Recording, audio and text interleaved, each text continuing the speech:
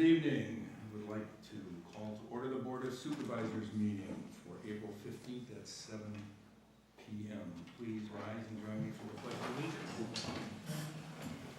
I pledge allegiance to the flag of the United States of America and to the republic for which it stands, one nation under God, indivisible, with liberty and justice for all.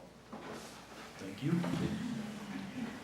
Anyone want a roll call to establish a quorum?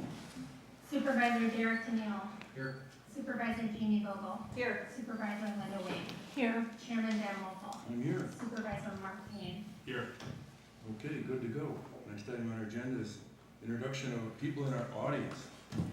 So we'll let this lovely lady in the front row introduce herself, and then we'll go back. Al? I think we need that. You're up. Okay, what's your next thing? Introduce yourself. Introduce yourself, body. Batyami town. This What one. else? Al Peterson. All right. Good evening, Hugh Zettel, District 14 County Board Supervisor, and 3986 Lincoln Drive. Dale Wilco. Dale Wilco. On District 13, I got the lucky one. And my address would be 4693 on Windermere Drive. Cool. Trent Olson, 5856 Timber Ridge Road. Brady Olson, 3856 Old Highway Road. Brian Leist, 4830 County Road P. Craig Nellis, Highway 57, Sevastopol. Grace Nellis, Highway 57, Sevastopol.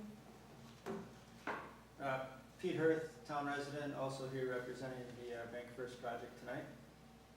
Jeff Lang, 6417 Whitefish Bay Road. Jeff McEver, 6449 Whitefish Bay Road. Good enough. Derek? Derek Demise, 4990 North Country Road.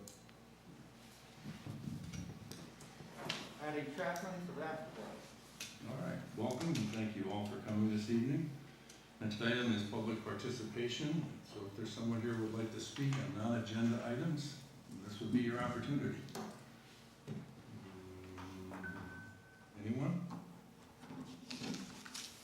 Then that would be you, Al.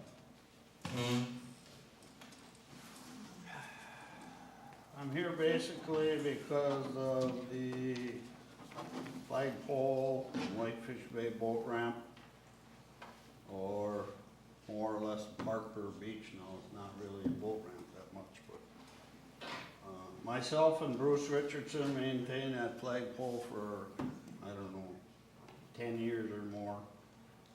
And you have to get an extension ladder to replace the bulbs. I made top lenses because they blew off the top. We've taken the fixtures right off the poles and replaced the sockets, which Bruce ordered.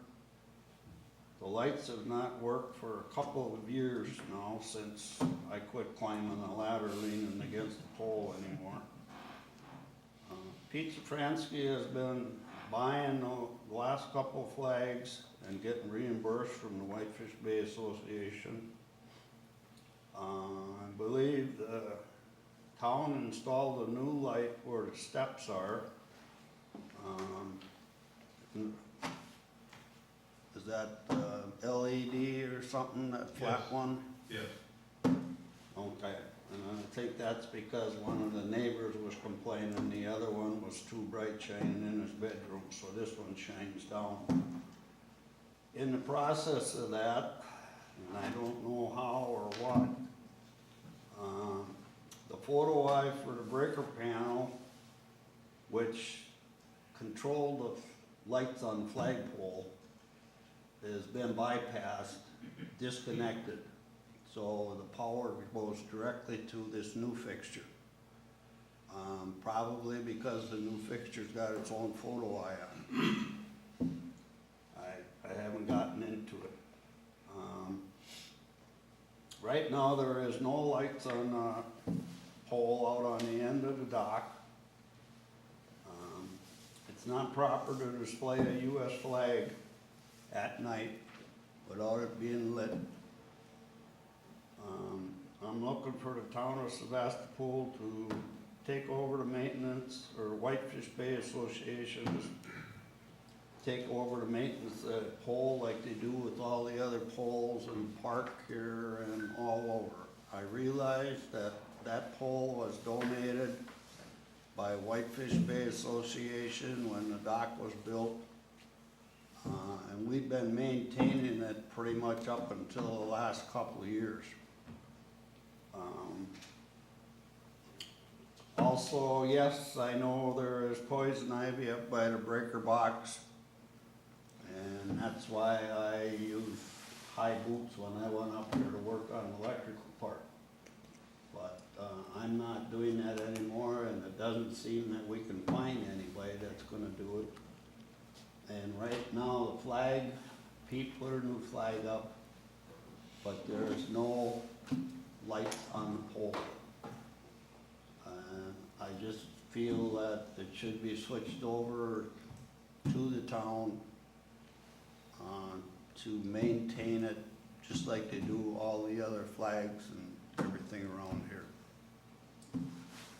Okay. Comments? I don't disagree. You take care of everything else down there. For to spend a couple minutes on that. I think the best way to address that is to refer it to the park committee and let them deal with it at a future meeting. There is, as you indicated, it was and is the property of the Whitefish Bay Association, so, but we can refer it to the park committee and see what their take is on it at a future meeting. I don't think there's an agenda set yet for one, but in the next month or so, I would guess. So you might get recalled for that. Okay? Thank you. No problem. All right, anyone else wishing to speak? All right. Well, I assume that the agenda was properly noticed. The agenda was properly noticed. We have a motion to accept the agenda, adopted, I should say. I'll make a motion to accept tonight's agenda. All right, motion by Jeannie, second by Mark. All those in favor signify by saying aye. Aye. Opposed? Motion is dropped. Approval of minutes, Board of Supervisors meeting from February 18.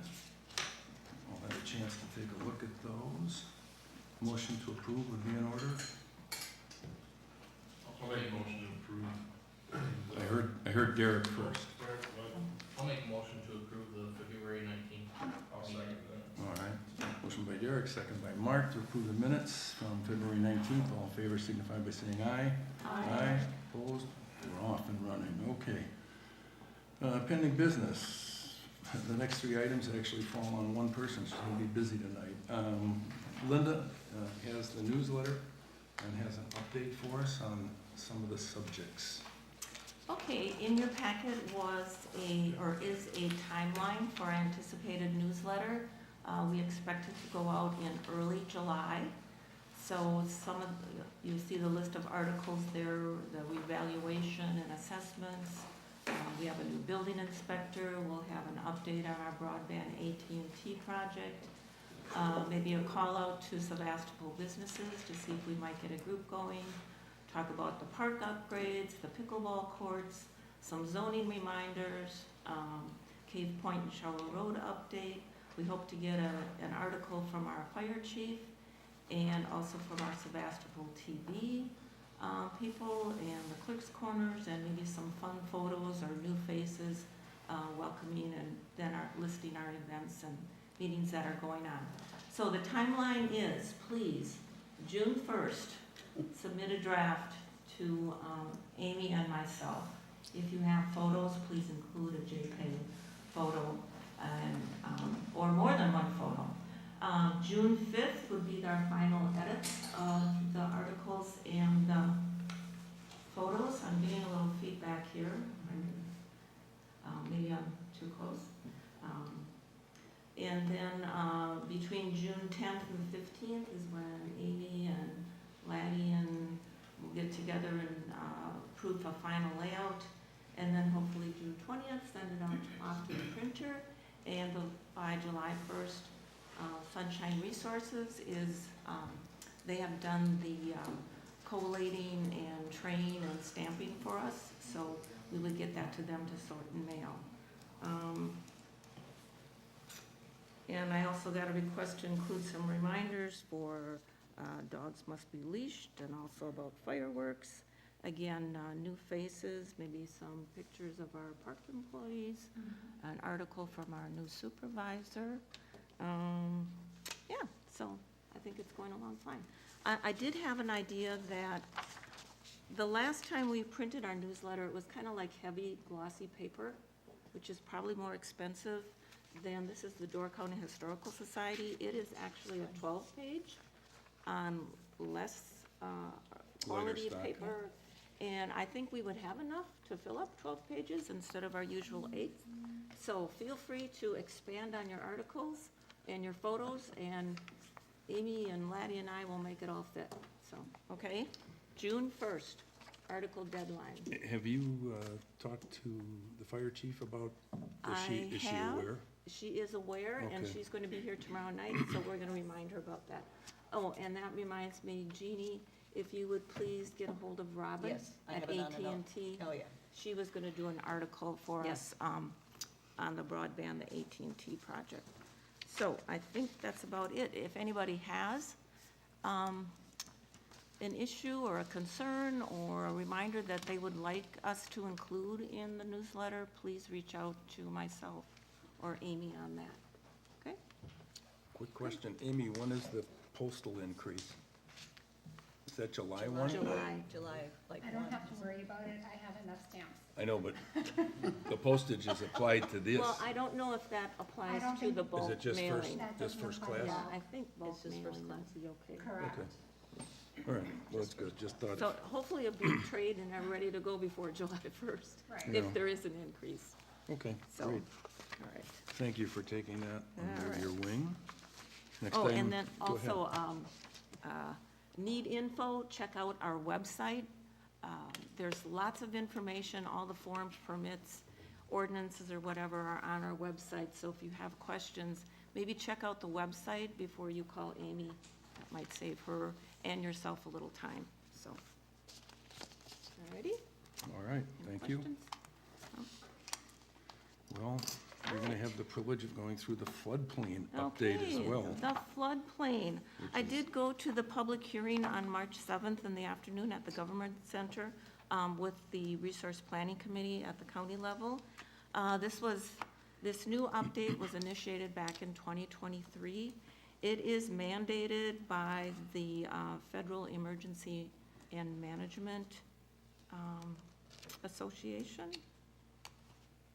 Yep. FEMA. FEMA. And the Wisconsin Department of Revenue. So again, it is mandated. The county didn't have a choice. It is final and effective as of March 26th of this year, 2024. You can go to the Land Use Services website at the county level, and there are links there if you want to look at any maps, if you want to see if your property is in the list. There were quite a number of additional parcels included, like about 300 that have been added to the floodplain map. So again, if you had any questions, you could go to one of those websites, or I'm sure somebody at the Land Services Department could help you as well. And Linda? Mr. Zettel is part of the RPC, so he might want to expand on that. It's 80 pages, so there you go. Thank you, Mr. Chair. Just one side comment. As part of this process, the Land Use Department also engaged with the DNR, since the DNR is part of this floodplain initiative. And what they did is they did surveys of all the inland lakes as well. And so one of the things it's going to do is going to save folks, for example, in Clark's Lake area, about having to do separate hydrological surveys. Because when the DNR did their analysis along with FEMA, they set elevation marks. So you don't have to worry about setting separate elevations as far as doing hydrological studies. So, folks that live on Clark Lake or Kangaroo Lake or any other inland lakes would have otherwise had to incur substantial costs in order to do hydrological studies, since there wasn't anything officially available from land use. So down the road, that's going to provide savings to the folks that are on those inland lakes as well. Thank you. It was a good turnout for the public hearing. I would say we had about 30, 40 interested people there, questioning the floodplain and the new ordinance and that, so There was a it was a good hearing. There was a meeting held in 2023 that I went to where there were a number of people that were concerned about their property. It was on Lake Forest, that were concerned about their property being included, and they had to hire an engineer to go back and refute FEMA's analysis, which they were able to do. So, but it got them, there were some major issues there, so. Well, it's my understanding that any properties added would receive notice automatically. That's my understanding. So, if you weren't in it before and you're in it now, I believe you will receive notice. Yeah, those people all did. That's how they became aware of it. So, okay, thanks Linda and Hugh. Okay. Bridge and culvert inventory update. The state has mandated that we go out and track and report back on our bridges and culverts, and you'll never guess who was at that meeting. I love to go to meetings. Why don't you cover that then, Linda? Okay, so as part of the state biennial budget 2024-25, they have dedicated $12.5 million towards the project to define, inventory, and assess all of the small bridge culverts in the state. So they thought that having an assessment and an inventory would maybe solve some problems before asking for dollars to start repairing these bridges and culverts. So phase one is the inventory. And we had hoped, at first we thought that our Door County Highway Department would do that inventory for us, but at the meeting, Door County Highway Commissioner Thad Ash said, sorry, but he just does not have the personnel to do that. So fortunately, Greg Colthurst from Door County Soil and Water Conservation Department was there, and he and his team offered to do the inventory. So according to Greg's latest email, they have finished inventories in the towns of Union and Gardner. So Union has 14 bridges, Gardner has 12. They're starting on Nassawapi, and they are doing 10 of the 14 towns in Door County. So I don't know how far we are on the list. He said May. In May? Yeah, Okay. we asked So them that's to. not far away. And when's the date that's supposed to be? December 31st. So inventory first, then assess, and I believe it has to be like an engineering firm. It has to be a professional firm that actually does the assessment. So once they have the inventory on file, the professionals can go out and And do the they do have to do that, because if you recall, a few years back, we had to fix Whitefish Bay Creek. In fact, twice that had to be fixed, because they came out and did an analysis and determined that that was one of the bridges that there was a concern about. So I haven't heard from them since the last repair, but hopefully that stays the way it is. Well, they think there's about 25,000 structures that will fall into this category in the state. So that's that. Okay, thank you, Linda. Shower Road update. I'm not sure that we have enough time tonight to try and discuss this. It's turning into quite a confusing topic. For those of you that are maybe not up to speed on it, the town owns the road, Shower Road, that runs from WD into Cave Point County Park. And on one side is Whitefish Bay Dunes State Park, on the other is the county park. So we have the unique position of a town road going to nowhere in the town except to county and state property. The road has been narrow for a long time, and as a result, there's been a number of concerns regarding people on bicycles, people running off the edge of the pavement and having mechanical problems with their car. So probably, it's been over a year. Yeah, it's been over a year. The county convened a group of people that were concerned about it, the Wisconsin DNR, the County Parks Department, the town, which owns the road, and a bunch of other people, to talk about possible solutions to fixing the road.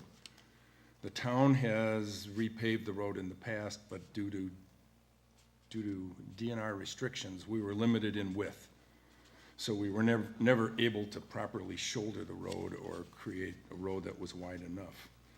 During the discussions, Thad Ash, the county highway commissioner, proposed a new road be attached to our existing road, just a short distance from WD, creating a straight path to the parking lot. And in that process, the remaining portion of basically the U that you see in the bottom of that map would be in turn given back to Wisconsin DNR, who the park managers from Whitefish Bay Dunes and Potawatomi were enthusiastic about, because they could then incorporate it in part of their trail system and deal with some issues that they had. So we started marching down that path, and the first thing that we had to do was to do an environmental review with the DNR to make sure that the new path didn't have any endangered species, any burial grounds, as obviously that portion was settled by the Potawatomis. So it took us a long time to get to that particular point in time. And I think it was February when it came about, or maybe January. They finally came back and they said, okay, this route in theory looks okay, but until you start digging, and if you have to meander left or right, it might impact that, but in theory it looks okay. In the meantime, the state, the DNR realty people touched base with the county and came back with part of this, and I just skipped a section. The portion of the road above the park going to Jacksonport was going to be closed off, available for people to access, but would not become a through highway. All right? In other words, it wouldn't go up to Shower Park in Jacksonport.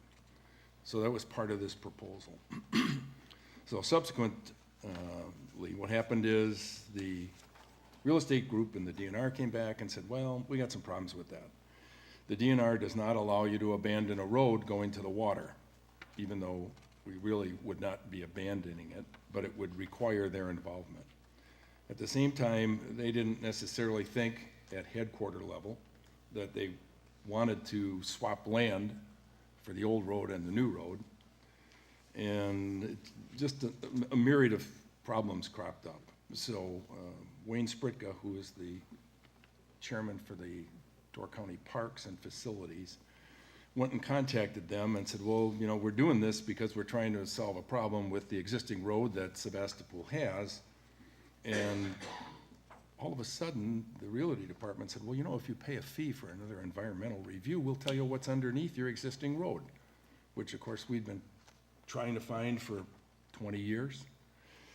So he was kind enough to reach into his wallet and send them off the money, and now they are going to do an environmental review of our existing roadway so that we can then do a comparison of the costs and the benefits, or lack of benefits, for going to the new road or an old road which would have to be reconstructed, because you can't just attach 2 feet of pavement to an existing road and say it's wider, it won't hold up. So the gist of this conversation is I'll probably be reporting on this next year at this time, but there's more homework to be done, and I anticipate it'll probably take us a few months again for the DNR to respond back to us, and then for us to try and compare cost benefits. And even if all of that good stuff happens, we frankly don't have the money to do it this year anyhow, so at best it might be a 25 project in concert with the county. So that's, I think that's it, at least as best I can describe. Question? So the new route is totally off the table until this environmental study is completed? Not totally off the table, existing? just on hold until we get another review of our existing road. Yeah, by the DNR. Oh. In which time then they'll compare the costs. And if we can, the part that really frustrates me is this is not our first go-round on this road. Right. We're asking what's up. Twice it's been paved, to my knowledge, and both times they've refused to let us expand beyond the existing footprint, Well, there's no shoulders there, so if you drive down that road, you know, and it's curvy, and if you go off the edge, or you're riding a bicycle and go off the edge, you either blow a tire or go off into the dandelions, or as you prefer, poison ivy, or tree stumps. So, and as I understand, the most recent comment was that the Jacksonport residents who are on the north side of Cave Point Park would like the road to be closed, thereby stopping all the traffic, and the town chairman up there would like the road to be open. Yeah, it's kind of a mixed bag on that north end. I've been working up there and getting a lot of questions and comments. Yeah, so, you know, who knows?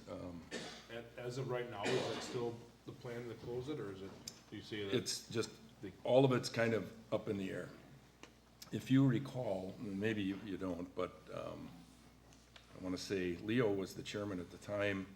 We had just spent $7,000 to repair the ramp at Clark Lake Boat Ramp. And so it had just been repaired, and rather than have cars access it and have all kinds of problems, we closed the ramp for ice fishing, and we moved it to the beach and opened up a new location. Well, the DNR became totally unglued because, according to them, we abandoned a road, even though we gave them another road just as a temporary. Well, by the time they got done threatening to sue us, it was spring, and the old ramp reopened. So, I don't think that'll happen here, but it's always challenging to deal. How did Jacksonport go from Shower Park to Clark Lake? They widened that all out, repaved it and everything. How did that happen? Well, that's not in the state park. That's their road. Okay. We're stuck You're in the Yeah, state it's all park. private on that. Yep. Yeah. Somebody was so kind to give us that road back when Whitefish Bay Dunes, instead of giving it to them. And I he's tried to to. give us a flagpole now. See Yeah, how it's still working? yeah, that's right. Take that off the park agenda. I'm not getting in the road business. Good. All right. So anyway, that's everything I know at the moment on that. Next item on the agenda is ARPA funds, the American Rescue Plan funds, at 72,000. Thank you. What we need to do is, we need to officially obligate those funds so that we can stop having to report every other day to the feds on what we're doing with those dollars. And they must be obligated to projects by December 31st of 2024. Correct. Right. So what we're gonna do tonight is, through a motion, is we're going to obligate those funds to our road construction budget. That does not mean that we're going to necessarily spend it on road construction, but we're gonna move it from the category that we have to into one that is acceptable by the federal government statutes. So, anybody have a question on that? Otherwise, it's a simple motion to move those funds to that category. So I kind of looked, I did not see that we were required to do a formal resolution, that motion and minutes will constitute Correct. obligation. Right. And we've consulted with our CPA on that as well, so we're good to go. So if somebody, unless you have further questions, a motion to move that money would be the next item. Okay, well, I'll make a motion. I'll make a motion that our ARPA funds of approximately $272,000 at this point be obligated to our road construction budget. I think that's all I need to say. I'll second that. All right, motion by Linda, second by Jeannie, to obligate those funds to road construction. Any further conversation? If not, all those in favor signify by saying aye. Aye. Opposed? You may move the money, Amy. Perfect. All right. So we have two things that we want to establish as part of our new business discussion tonight, and one is to set the time for the 2024 road tour. And after that, we want to set time for our budget workshop, which is typically in the fall. Generally speaking, we try and do the road tour in early May so that we can get the work out and get it on a schedule on a timely basis for early completion. And typically, we try to do a Friday. If that works for somebody, I would be open to, May 17th is out for me. all right? Well, that's the So- only one that works, I can make it work, but I We'll prefer it start not. with the 3rd or the 10th, The 24th is probably out for me. all right? So Well, we're that's- down, we're whittling down to That's the, Memorial Weekend anyway. Right. Okay. Yeah, it's out for me too. how about the 10th? Memorial Weekend. 3rd or the 10th? Third would work best for me. 3rd works good for one. I can make it. Okay. 3rd? Yep. 3rd. Going once, going twice? Done. Time, 8 a.m. 8? 8, yeah, let's do 8. And we're gonna make part of that is we have some roads to look at, 2 roads that we want to continue on from last year, and we have to go down Glidden and take a look at the access lanes. So that'll be part of that. So 8 o'clock, May 3rd. You got that down, Amy? Mm-hmm. Okay, good to go. And the budget workshop, which is, you October. tell me the best date there, Amy, and we'll work backwards. Typically the second week in October, so we're looking at like the 7th. 7th through the 11th. I'm out October 3rd through October 11th. Okay, like the 14th. 14th, we have, 14th, 21st is the board meeting. yeah, I'm just looking to see, oh, that's Columbus Day, that's It's why it's in- highlighted. Yep, that's why Indigenous it's highlighted. People Day. 14th works for me. It's fine. You're out from the 3rd through the, I'm out the 3rd through the 11th. Oh, 14th is fine. no, let's move it back a couple days. If no one has a problem. Would the 16th work? Wednesday, the 16th? Okay, I can't do the 17th or 18th, so the 16th would be fine. all right, This will be everybody's, in the evening anyway. yeah, it'll be in the evening, 16th of okay. October, What Trent? time? 5, what, normally 5 or 5:30 that we 5:30? do that, Amy? 6. I thought it was 6? 6 5:36. o'clock. 6? 5:30? 5:30. 5:30? 5:30, all May right. 16th 16th Wednesday. Wednesday Or the on 16th at October 5:30. 16th, October 16th, a Wednesday, 5:30. 5:30. Budget workshop. And maybe we won't have to move it 3 more times.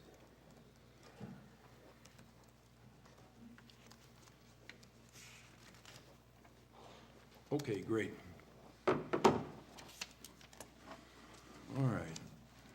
Next item is First Bank requests a conditional use permit to install a drive-through for a proposed bank to be located on the corner of Old Highway Road and Highway 57 and Egg Harbor, actually, right in that corner. We probably have all seen the signs.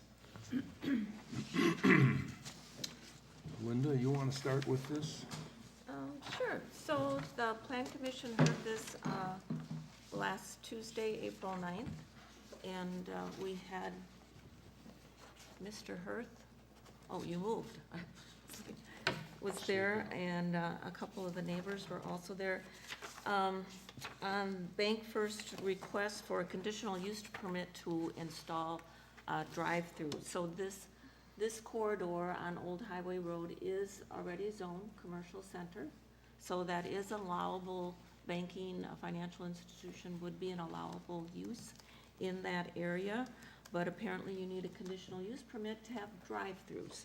And probably from safety standards and neighboring property standards, that's probably why they request a cup.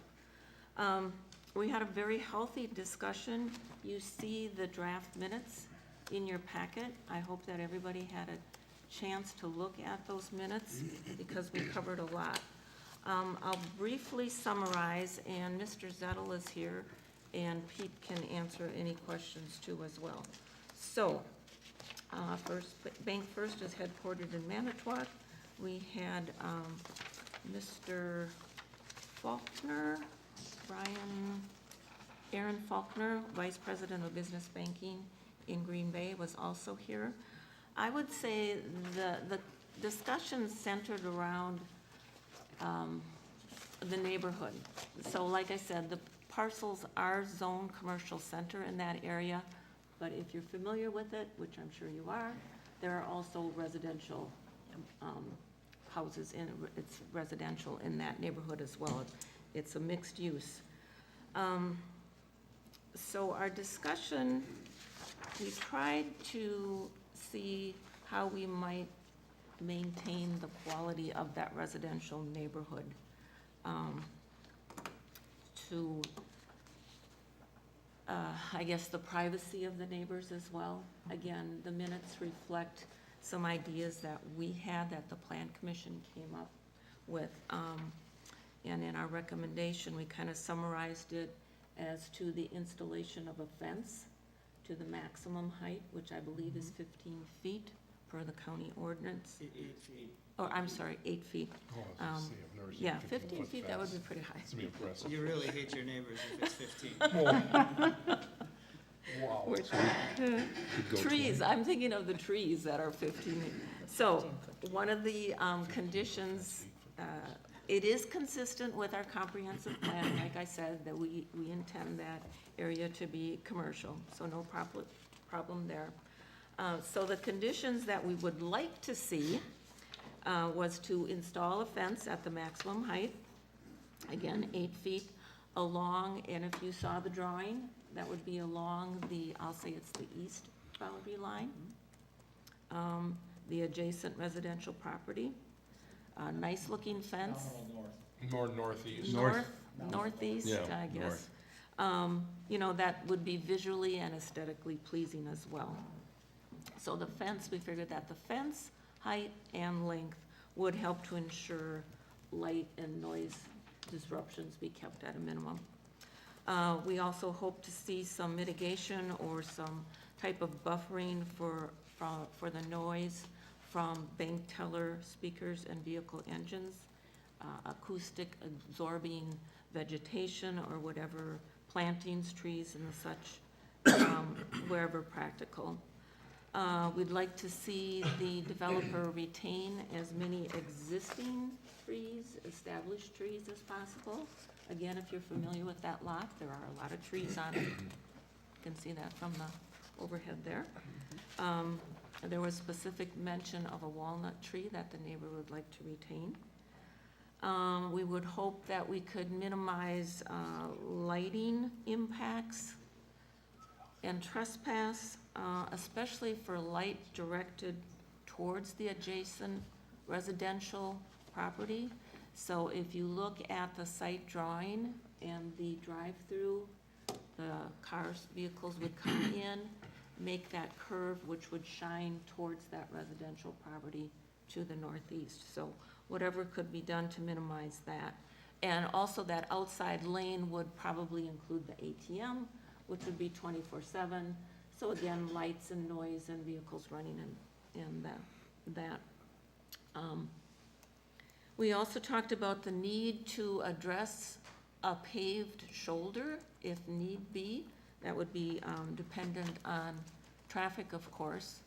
There would be one driveway, so there would be, there's 2 existing driveways. One would be forfeited, so just one driveway. We also talked about a suggestion to add a street light at the intersection there of Old Highway and Egg Harbor Road, especially if there's going to be increased traffic. And we talked a lot about the good neighbor policy. Mr. Faulkner indicated that they would do their best to be a good neighbor, so we appreciated that. Again, quality of life and respecting the privacy of the residential house next door. And then, of course, the driveway permit, if they are going to widen the driveway. That is Old Highway is a town road, so that would require a driveway permit. We did have the neighbors there, Bailey Kepsel and Braden Olson. Mr. Olson is here tonight. Maybe he'll want to comment on something if I've missed anything. So those were our recommendations. I don't know if there's anything that Mr. Hirth wants to add? Yes. Can I ask a couple questions real quick first, just to Linda? Linda, can I ask you a quick question? Sure. On the shouldering, are you talking on Egg Harbor Road, or are you talking, because it said more shouldering? You talking Egg Harbor or Old Highway? Egg Harbor, that intersection, you know, I'm sorry, Old Highway. That intersection of Old Highway and Egg Harbor was recently improved. I mean, Yeah, because they I remember added Thad was doing pavement to that the when curve. they closed Right, off. when the roundabout, or Yep. when the traffic was cut off from going Gordon Road. south or north on Gordon, they increased that. So Okay. that is not the shoulder we're talking about. This would be at access to the property. It'd be If- Like before. a turn lane, kind of, is that what you're? Yes, so a paved shoulder. Okay. I know there's a difference between an official turning lane and a paved shoulder, the standards, so we'll just have to see. Okay. That's good. And I can Right. address that. So thank you for having me, Pete Hirth with Stantec.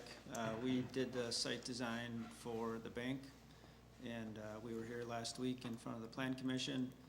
I had a follow-up meeting with the neighbors on Friday. It was a great meeting, so Brady can speak when I'm done, but I think we accomplished a lot. So what I'll do is I'll kind of run through where we're at, and then I do have an updated plan here that Laddie could probably zoom in on, or I could stand up in front and show once I'm through, kind of through the list. So we did agree to place a 170-foot long wooden fence, 8 feet high, decorative type wooden fence, right at the lot line basically, between the properties. And the neighbor was in agreement that we kind of set flags out in the field, and that was the limits that they preferred, so I think that accomplished a lot. Also, if you take a look at where the septic system is on the proposed plan, there are some a grove of large trees there that we will be able to save, which will add an additional buffer to the neighbor. So that was good news, doing our site walk. As far as the turn lane, there actually are paved 10-foot lanes there right now on the shoulders. So that must have been recently improved. So there is no additional need for any kind of turn in or bypass lane. They already are paved. So we have 24 feet of existing asphalt, which is the road, plus 10 feet on each side for the turn lanes. As far as the drive-through itself, again, the conditional use permit that we need to get county approval on is really limited just to the drive-through. And of course, we're concerned with the entire look of the building, but again, focusing on the drive-through itself. Creating the fence accomplishes the neighbor's goal, saving the trees accomplishes the neighbor goal. I have a photo that Aaron Faulkner with the bank actually took when he went home from the meeting that night. I told him to take some pictures at night of kind of how those drive-throughs are lit. And there's can lights underneath the canopy. It's canister lights that point down into the drive-through itself. There aren't any glare lights that are pointed away from the drive-through or anything. And I do have a picture of that here we can zoom in on. As far as the noise, the outside lane is the ATM, but again, the canopy of the roof extends beyond that last lane, and there is a wall there as well. So we feel it is gonna be we're doing everything we can to be a good neighbor there. So, what did I miss? I guess why don't I stand up and Laddie can probably zoom in on the plan and you can see it a little bit better. So again, to start with, this is the photo he took at night of the existing one down in Green Bay. So again, there's canister lights underneath the canopy, and then there is a wall on the outside extent that would basically block if a car is here making any noise, you put in walls. So that's that. The fence limits, the 170-foot fence would go from here to here. And again, those are flags we set in the field with the neighbor who lives here, the house is about here. And then this is the grove of large trees we can save, so that'll be maintained. So everything else goes through, it's an over-the-counter permit with the county, and the only thing again is just a drive-through to have town reaction and conditional use permit for the drive-through itself. This is just a typical fence we found online. It's not in stone here as far as exactly what it's gonna look like, but a wooden fence, something to that similar feel we feel is appropriate. Again, there's a sample of another bank first drive-through, kind of what it feels like. Are those lights on top of the drive-through on your right? Are those Open and open yeah. and closed? And are those incorporated into a header over the? Yeah, yep. So those again would be facing, those would That's- be here and here. Okay, So they'd be facing not toward the neighbor, okay, facing the highway. that's what I was wondering about. And I think one of our plan commission members, when she first looked at the site, she actually had it flipped so that, or she thought it was flipped so that the drive-through was on, I'll say, the south side, but you indicated that that just would not work, so. Right, and this was a good example of I had a relationship with the bank prior to this project, and they came to me and said, we bought a property in Sturgeon Bay, let's annex it and go to the city, and I said, no, we don't need to do that. So, again, being a bank, there's not real high water usage, so we can put on septic system that fits, we've got good soils to do that, it's a long system, there's an existing well we can use, there's no reason to go ahead and do that, so talked them into it a little bit, I think it's the right move, and I think it's a good thing for the town, it's gonna be Yeah, great. thank you. Great business, and it works out well for the site, so, great. Any other questions, I'd be happy to answer. The one thing on your paperwork here, it says the completion date, November of '24, and then other times it says '25, just so you guys don't go in there with the wrong Yeah, numbers. we're probably starting this fall, it would be complete next summer. Yeah, because Okay. later on it says summer of Sure. '25, and on addendum page 4, it's got November '24, just so you don't go in there with the wrong, Yeah, I'll check that over. And what does the landowner have to say? I can, my wife and I were in attendance last week, and Mr. Zettel, sitting in front of me, did actually bring up the light pollution and the quality of life concern. And as Pete mentioned, we did meet with him this past Friday. We walked the property line, we took a look at the walnut tree, and we discussed building a fence, and after all was said and done, we definitely have a great understanding with Pete, and we did start looking at fencing options as well. So our concerns were addressed again by Mr. Zettel, and Pete was nice enough to meet us, and we support moving forward with the construction of the fence as the commission suggested. So, all good things to say from us. Good, thank you. So, I don't remember when Culver's came, they have a drive-through. Did we have a meeting regarding their drive-through? Because I cannot recall that. No, it's just kind of like, I'm thinking, is it a change to zoning? Because I don't recall any, not that it matters, it was just kind of a nit. Right, So- and when we first approached the county, they basically said it's over the counter, and then I got called back a couple days later, oh, by the way, the drive-through does have to get, I'm like, okay, that's fine. So, All right. Well, Cooperation and respect for your neighbor and. Great. so does the board have any more questions with respect to this? I just have a quick Linda, question. you pretty much know your, I'm sorry, do you have a question? Yeah, so the drive-through lights, the red and the green lights, that's gonna be facing towards the highway, is that gonna interfere with people driving down the highway, or is that gonna be trees, buffer, or what? So far away. yeah, I can give you a distance. It's about 200 feet to the highway. So is there gonna be like some kind of buffer on the side of the highway, so Yeah, there people driving down the highway will not see those lights? It's 200 feet. Yeah, so these trees will be saved. Obviously, they are gonna clear trees to get a view of the bank from the highway, that's their exposure. So you will see the bank from the highway, but again, and those are the small exit, enter, open, whatever lights that are on there, they're not spotlights shining out toward the highway. Okay, so they're not gonna be like super bright like it shows in that picture? Yeah, that picture's, Okay, Cell phone. just yeah, thought I would ask. a little I think clear. we put on a timer. That would be, if that's a concern. Yeah, but I just wanted to make sure from your conditions perspective, you're good to go on the documentation back to the RPC? Yes, and we could, so I guess I would make a motion to forward a recommendation of support from the town to the Resource Planning Committee for this project, and using the recommendations as outlined in the Plan Commission recommendation, with maybe adding that the applicant and neighboring property owner have been in contact with each other and have resolved their issues. Add that. Okay. So a motion by Linda, second by?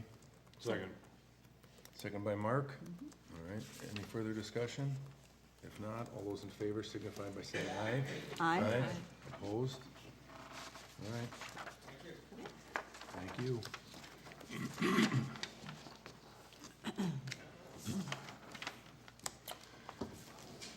So, financial reports. This is the month where we get to have lots of financial reports because of the lack of meeting in March. So, you have your account balances through February. You have your transaction list for the month by date for February. Account balances through March 31st in your packet, as well as budget versus actual January through March, and transaction list by date for the month of March, all in one big thing. And before we do that, I think Amy might have a word or two.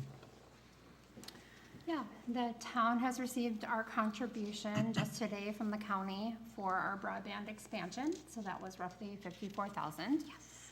The town made our annual contribution to the Door County Humane Society during that matching donation cycle, so our $2,000 turned into $4,000.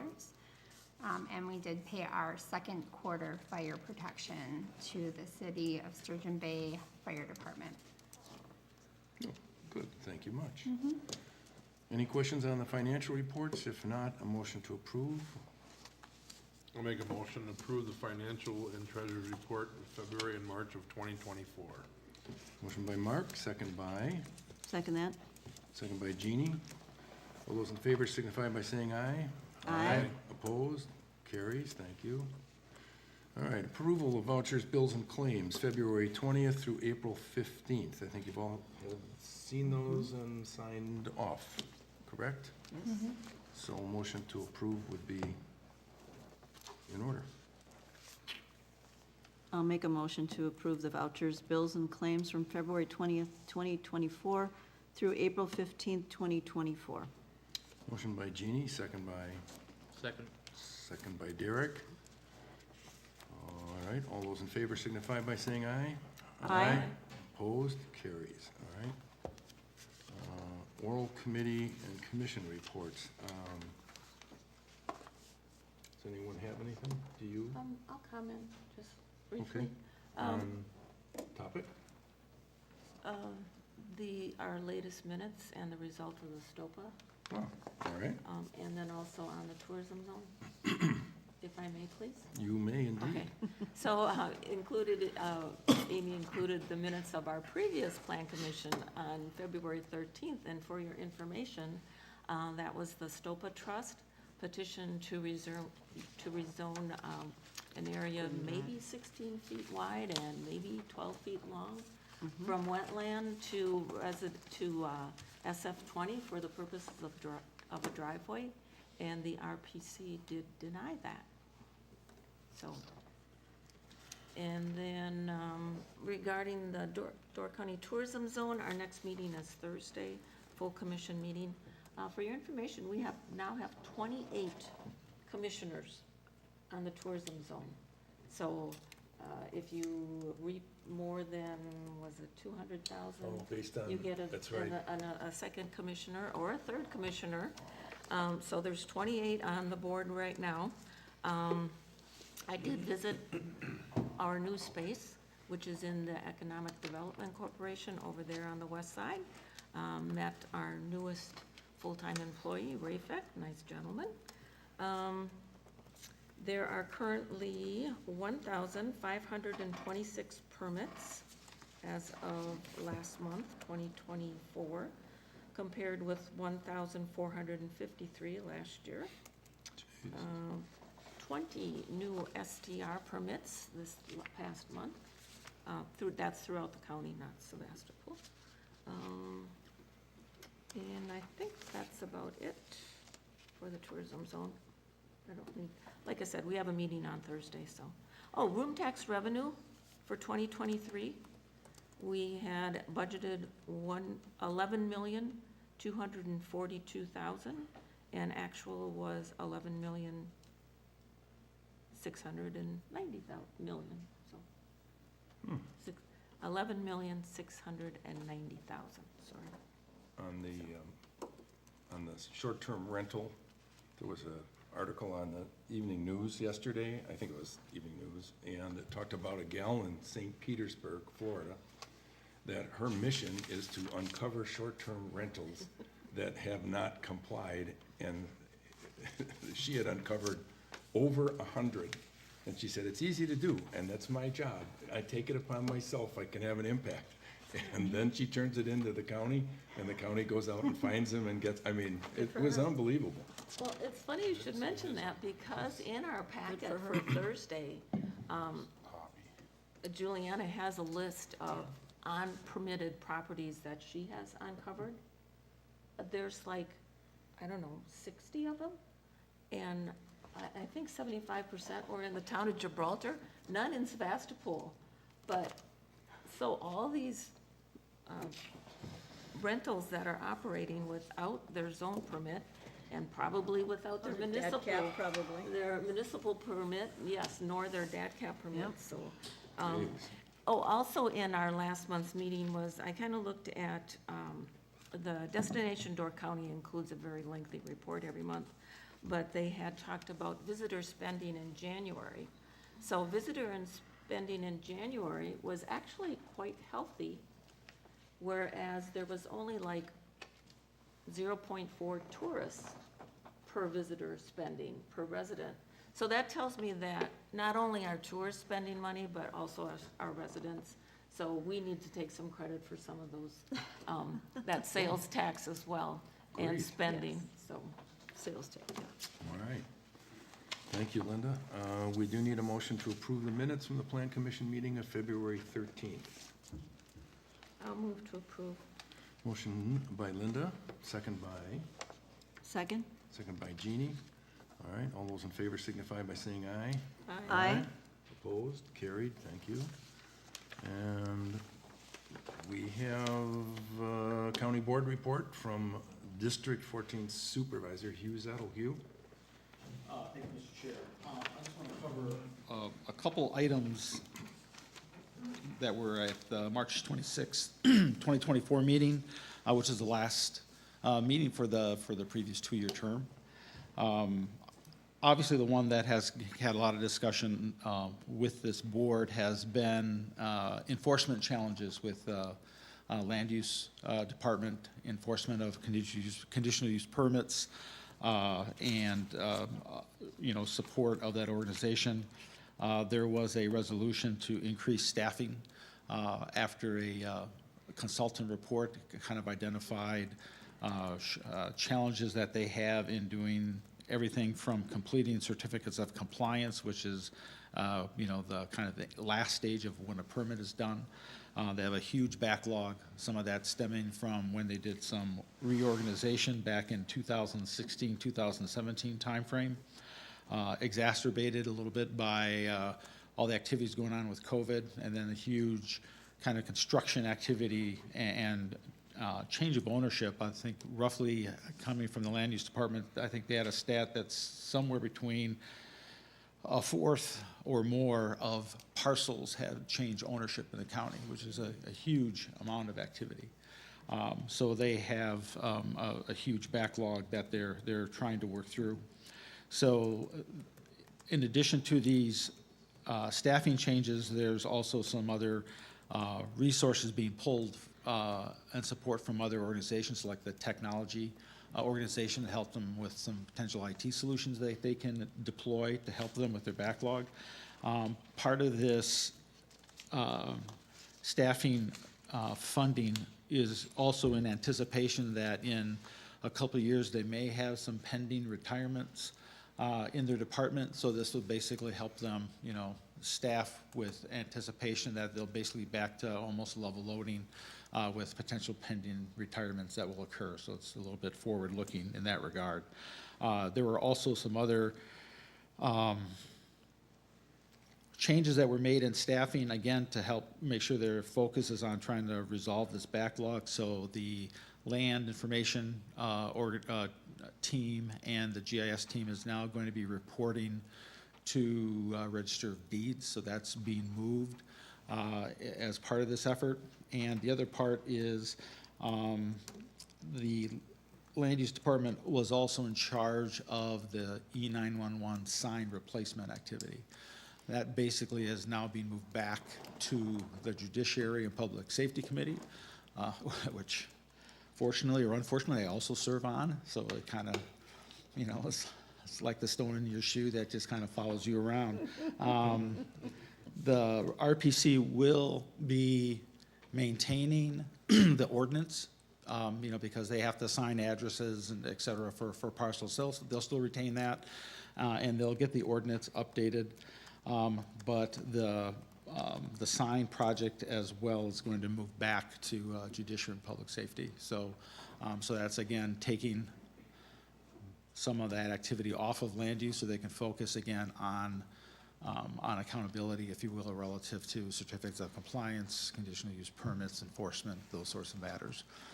Another item related to that, you know, all things land use, I believe the members of the Plan Commission, I think probably this board also got a notification that there is going to be a listening session with Land Use Department and the Plan Commissions for all the towns that are part of the comprehensive zoning, that are under Door County comprehensive zoning, that is as of a result of a request I specifically made at the last county board meeting.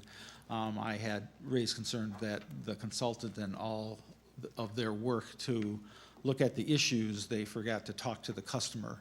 And that is basically the towns that are under the comprehensive zoning plan and that have had the concerns and have raised the concern. So this listening session, as part of that, is to get your feedback as a town regarding their plan to, you know, get better and make things right. So I encourage you to attend. I will be attending since I'm, you know, a member of the Resource Planning Commission. Is that April 30th, you? April 30th at 4:30. Yeah, April 30th, 4:30. I thought it was, okay.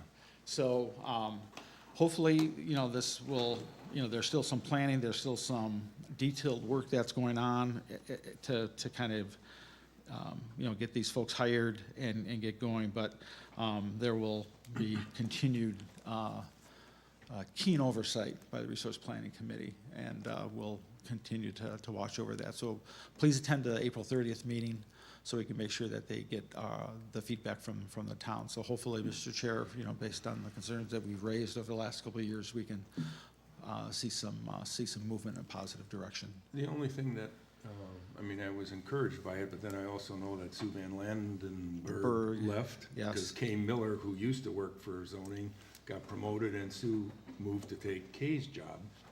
And I also heard that Jeff Cuso is coming back to fill one of the voids, which would, I think, be good news. But the thing that bothers me about compliance is the legal aspect. Every time they do something now through compliance is gonna require them to engage corporation counsel. And I don't know if they've Yes. covered that base or Yes, not. they have. We've talked about staffing and other resources to help them. Okay. And they're also going to go through with the backlog, go through a risk management process to see what buckets of things that they put Okay. their backlog into. So yes, that's part of it. There is also some concerns that were raised is that whether the judicial branch of the county is on board relative to helping be supportive when the county is trying to do enforcement. I guess I'll use it by way of analogy. Everyone's gone down to Madison via, what is that, Highway 23 going through Rosendale, Yeah. And if you're familiar with Rosendale, if you go Speed 25.2 miles Yep. per hour over, you get a ticket. And of course, if you take it to their court, it's upheld. So not only, from a quality of life, did the town say, hey, we want to maintain the speed limit, that message has also got through to the judiciary. We don't necessarily have that relative to when the county goes to get fines paid and levied, that sort of thing. The judiciary, for some of the things I have learned, isn't so receptive to that. So that's another challenge where I'm going to go through that bunny hole as well to just say, do we need to hire the Rosendale judge? But a lot of this stems just from, again, quality of life isn't just what you as elected officials hear from your constituents. It's got to go all the way through and have the judiciary, when you're trying to do the enforcement, to reflect that, will of the people as well. So that's another part that I'm going to dig into. I think they would be elated, because if I remember, and Amy might recall, of the most recent fine that we collected, $500 from a nuisance issue, I think $200 went to the police. I think when we got all done, after fees and everything else, I think we got $1.80. So, I wasn't interested. I was trying to get something changed, not so much the money, but I think the majority of it went back to the county coffers and to the sheriffs, so you'd think they'd We don't get raise their hand and say, hey, great. So anyway, so those are some things we're going to be, as a follow-up on that. But I think, a good positive step forward. On ordinances, I think Supervisor Waite, talked about the STAPA resolution was denied at the RPC, which was not unanimous. I supported it. And on the judiciary and private safety, the other big item along with that E911 is we'll be in the midst of doing another RFP. We are going to change the ordinance to kind of reflect the fact that for our EMS services, and the fire departments, which were the big push for getting the signs updated and replaced. At the last meeting, it was basically agreed to or just affirmed that they use apps in order to get to a site, right? Whether it's Google Maps, whether it's Waze. They have some GIS capabilities from our GIS database that are basically in the Stillman system, which is the dispatch system that the sheriff's department uses. So they basically have, the detailed information that gets them to the route. Where you want the sign is to basically say, is it the driveway on the left or the driveway on the right? Just for clarity once they get to that specific location. So that is going to allow us to have signs that are roughly the same size of numbering that we have today instead of 4-inch signs. So we're going to make them smaller. And the biggest thing obviously is that it's going to be a flag orientation. So you'll see the numbers on both sides, which the EMS representatives have said is the biggest improvement, is to have the lettering on both sides as you're driving, on either side of the road. Okay. So that will help us probably reduce the sizes of the signs and make it a little bit more cost effective. And it's also recognized that it's going to be a couple-year project to replace all those signs, because we're probably going to have to replace posts as well because of the flag orientation. The other piece that's in the judiciary and public safety is there's an analysis that is looking at the creation of a EMS facility somewhere between the Sturgeon Bay Station and the Sister Bay Station. So kind of at that latitude where Egg Harbor and Jacksonport are located. So they're one of the challenges with that is they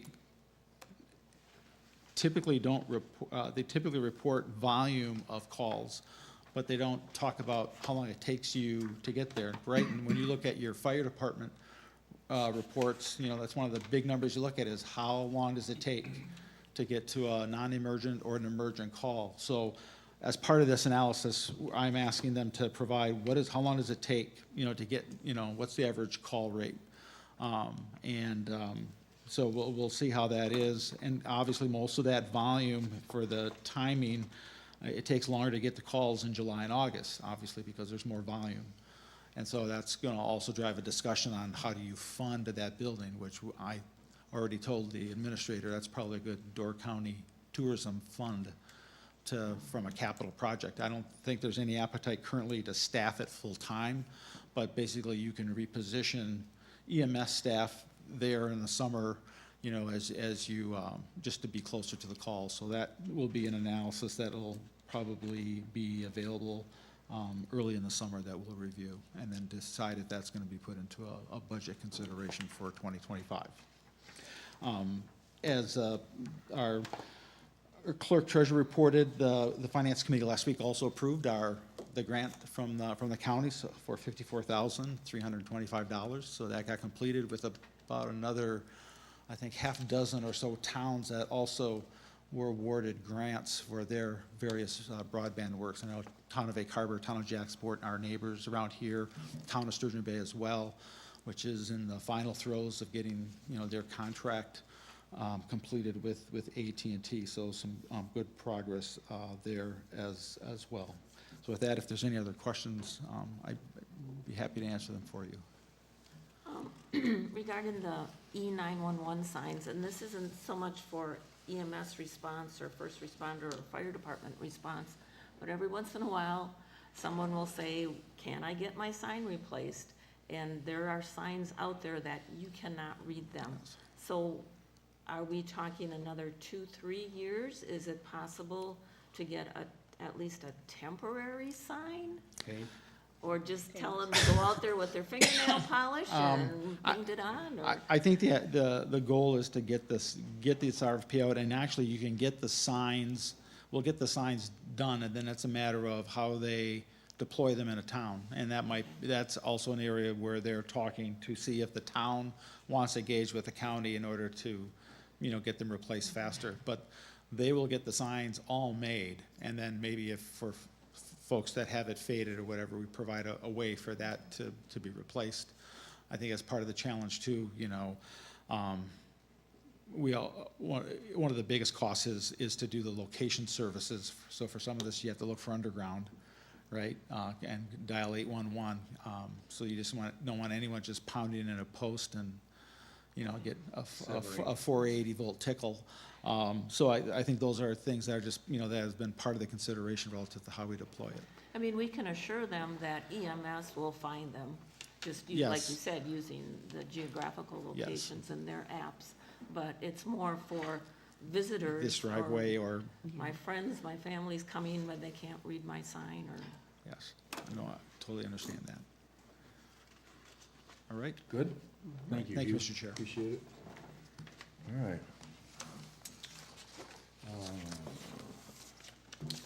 License and permits. We have inspection specialists, their report for, this is their first report, Amy? Would be, huh?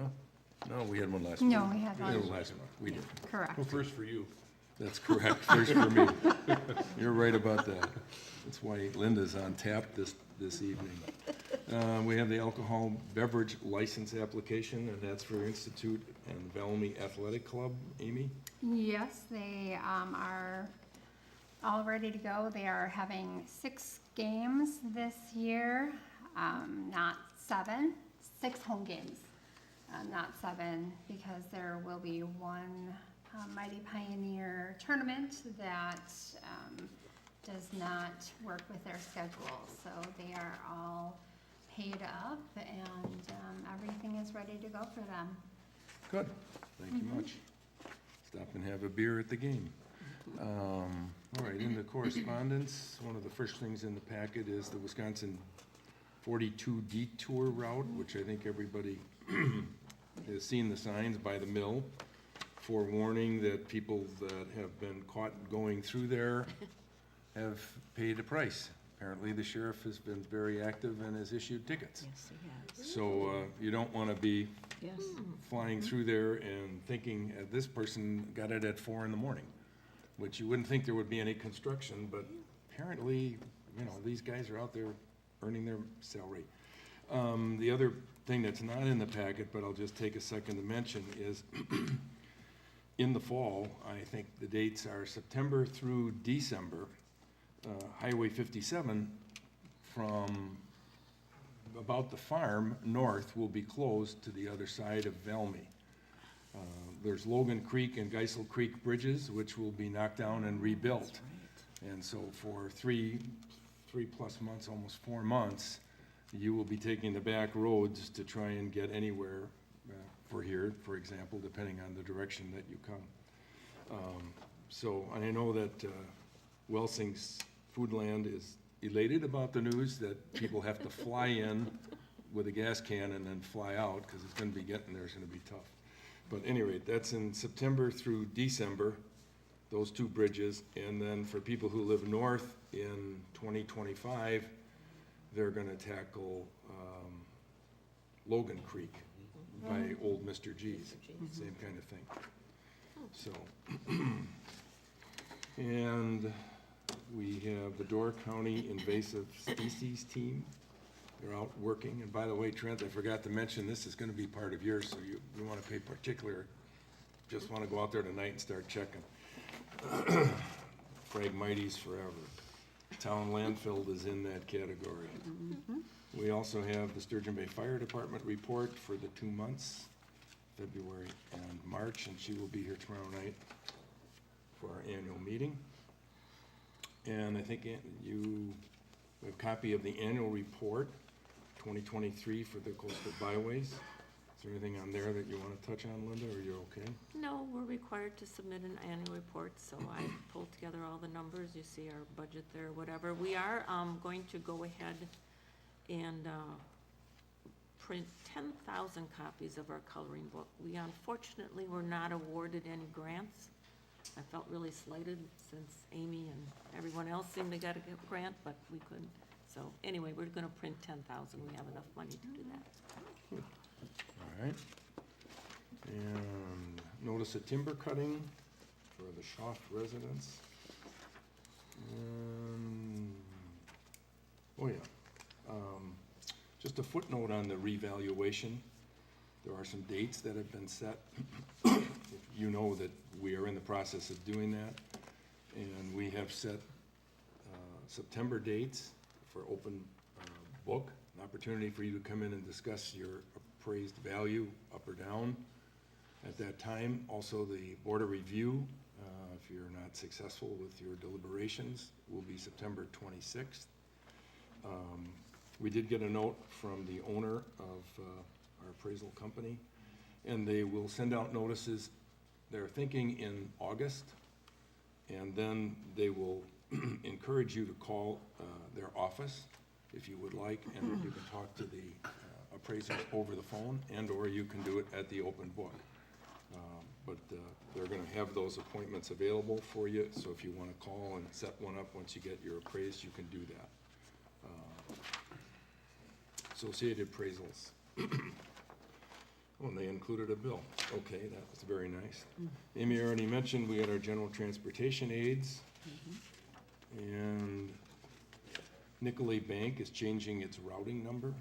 I guess this is only for commercial accounts. It's only for commercial, Yeah, I didn't know a bank could have Good. 2 routing numbers. No, Yeah, I know. It's for everybody. It's probably on your check already. Oh, you don't even know. Oh, it's it? already been changed. Yeah, it's already been changed. Oh, this goes back to the old Bank of Sturgeon Bay. Okay. That's right, you Bay used to Lake. work there, you should know that. And Amy mentioned we were able to double our donation with the Humane Society, which is great news. Yeah. So, appreciate your timing on that, Amy. Absolutely. So announcements, tomorrow evening, starting at 6 p.m. instead of 7 is our annual meeting. Welcome to attend and hear about projects that we have, go through our financial with the CPA and a myriad of other things.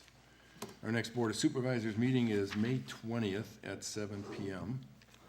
And before we have a motion to adjourn, the person that usually always adjourns these meetings, Derek, I want to thank you for 4 years of service. Derek is leaving us.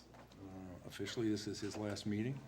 So I want to thank you for your time with the Plan Commission and the park and participation as a supervisor. So we look forward to seeing you as an auditor. And hearing that, I will give you a chance. I will make the motion to adjourn.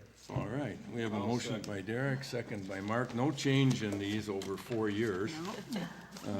All those in favor signify by saying aye. Aye. Opposed? We are adjourned. Thank you and good evening.